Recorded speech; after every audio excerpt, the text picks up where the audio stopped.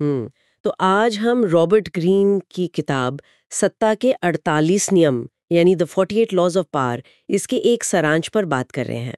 हाँ, इसमें सत्ता, प्रभाव और मानव मनोविज्ञान के कुछ काफी गहरे, कभी-कभी चौंकाने वाले नियम हैं। बिल्कुल, और ये सब ऐतिहासिक घटनाओं और इंसानी बर्ताव के विश्लेषण पर आधारित है।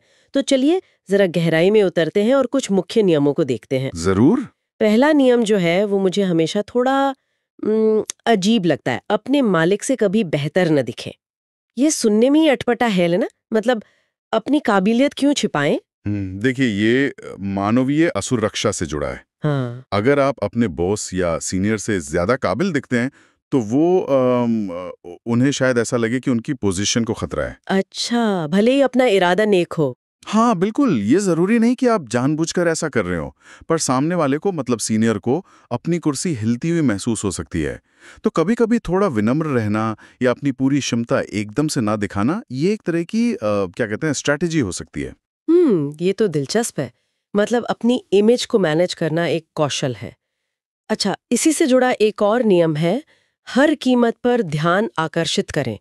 ये तो पहले वाले से बिल्कुल उल्टा लग रहा है। हाँ, लगता तो है, पर ये असल में एक ही सिक्के के दो पहलू हैं। बात है सही तरह का ध्यान खींचने की। ऐसा नहीं कि आप गायब ही हो जाएं। आपकी एक पहचान, एक मौजूदगी होनी चाहिए। अच्छा। लेकिन वो ध्यान ऐसा ना हो जिससे आपके सीनियर्स को इनसिक्योरिटी हो। मतलब भीड़ में अलग दिखना है, पर समझदारी से, कभी रहस्य बनाकर, कभी कुछ हटके करके, पर अपनी छवि पर कंट्रोल रखते हुए। हम्म, समझ गई। तो ये पूरा खेल धारणा बनाने और उसे संभालने का है। अच्छा, लेकिन रिश्तों का क्या? नियम 2 कहता है, दोस्तों पर ज्यादा भरोसा ना करें, दुश्मनों का इस्तेमाल करना सीखें।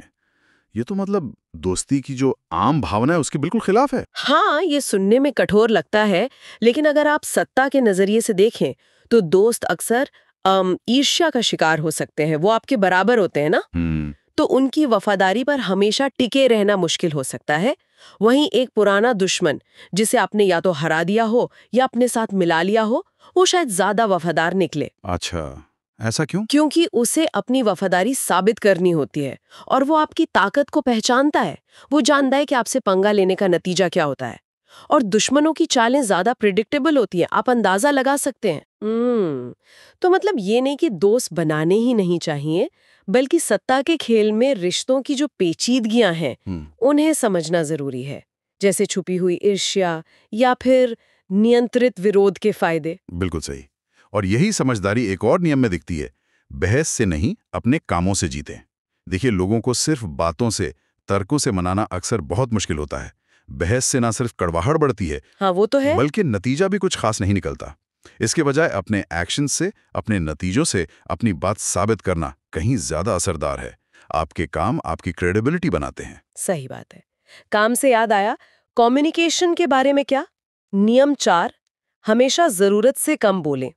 मतलब खामोशी में इतनी शक्ति कैसे? स्टीव जॉब्स का उदाहरण भी दिया जाता है अक्सर। हाँ, कम बोलने के कई फायदे हैं सत्ता के नजरिए से। एक तो आप रहस्यमयी लगते हैं। हम्म। लोग सोचते रहते हैं कि आपके दिमाग में चल क्या रहा है। हम्म। दूसरा, जब आप बोलते हैं तो आपके शब्दों का वजन ज्यादा होता है। कम बोलने से गलती करने का या कुछ ऐसा कह देने का चांस भी कम होता है जिसका बाद में अफसोस हो। जैसे स्टीव जॉब्स करते थे। हाँ, वो जानबूझकर अपनी प्रेजेंटेशंस में पॉज लेते थे, खामोशी का इस्तेमाल करते थे। इससे ऑडियंस का ध्यान खिंचता था और उनके कहे शब्दों का इम्पैक्ट बढ़ता था। और खामोशी कई बार दूसरों को बोलने पर मजबूर करती है, जिससे आपको ज्यादा जानकारी मिल जाती है। और शायद कम बोलना प्रतिष्ठा बनाने में भी मदद करता है ना? नियम 5 कहता है, सब कुछ प्रतिष्ठा पर निर्भर करता है, जान देकर भी इसकी रक्षा करें। जैसे गांधी जी का उदाहरण है, प्रतिष्ठा इतनी जरूरी क्यों मानी गई है? देखिए, प्रतिष्ठा ही आपकी मतलब आपकी सोशल करेंसी है। ये आपकी शक्ति का आधार है। लोग आपके बारे में क्या सोचते हैं, आप पर कितना विश्वास करते हैं, यही सब तो है प्रतिष्ठा। सही। सब लगभग खत्म। इसे दोबारा बनाना बहुत ही मुश्किल काम है।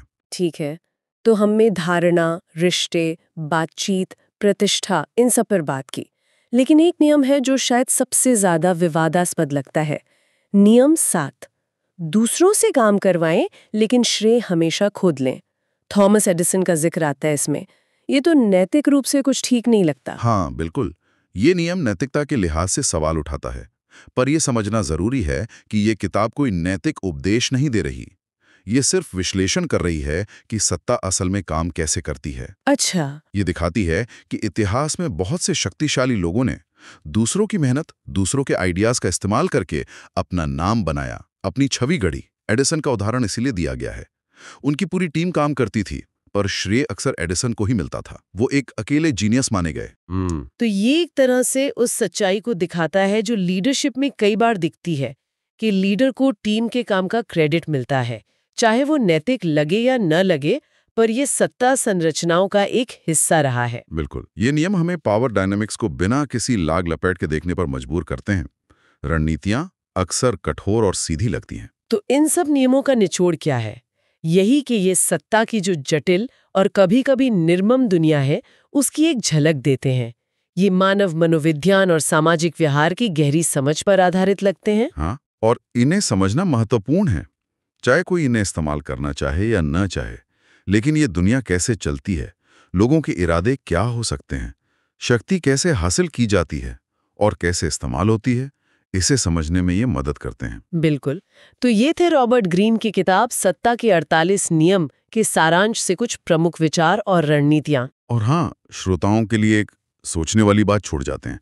आज की दुनिया में जहां पारदर्शिता, ईमानदारी, सहयोग, इन बातों पर इतना जोर है, क्या सत्ता के ये सदियों पुराने, अक्सर पर्दे के पीछे खिले जाने वाले नियम अब भी उतने ही प्रभावी हैं, या फिर शक्ति और प्रभाव पाने के नए, ज्यादा खुले तरीके सामने आ रहे हैं जो इन पारंपरिक रणनीतियों को चुनौती दे रहे हैं?